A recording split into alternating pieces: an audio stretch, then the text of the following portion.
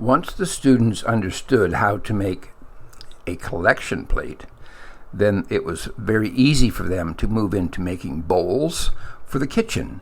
Grandparents and mothers really liked them. This is going to be a collection plate.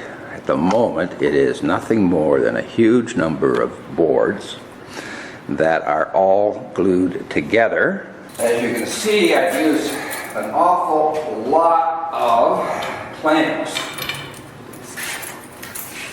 If you're going to glue something, you might as well do a good job of it the first time. And you can tell this is all somewhat new for me. So, what I wanted to do though was to show you exactly, this is a small piece of plywood. It's glued into the paper is glued into the oak, right? This, of course, goes in and you screw this into the plywood, and the plywood is the best base for this type of construction.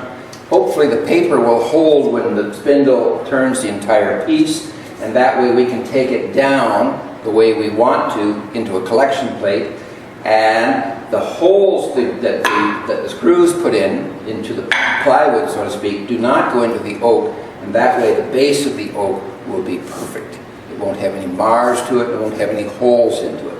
So you can see that it's one large front piece, actually two pieces of oak, about 2 inches thick. This is 1 inch thick, so the entire collection plate will be, in fact, about 3 inches thick. Now this is the next stage for the bowl. You can see that I've been working on it on the lathe.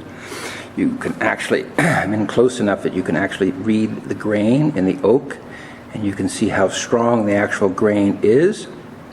This is a lathe. Not many kids get a chance to use one of these, unless their dad has one at home type of thing. And it's quite noisy, and that's a really large piece of oak. So I'm going to go over there and give you some idea of actually how it works.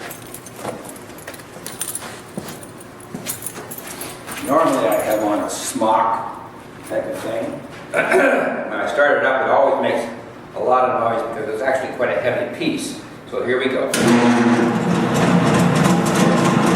Now I've got all the rough edges basically off.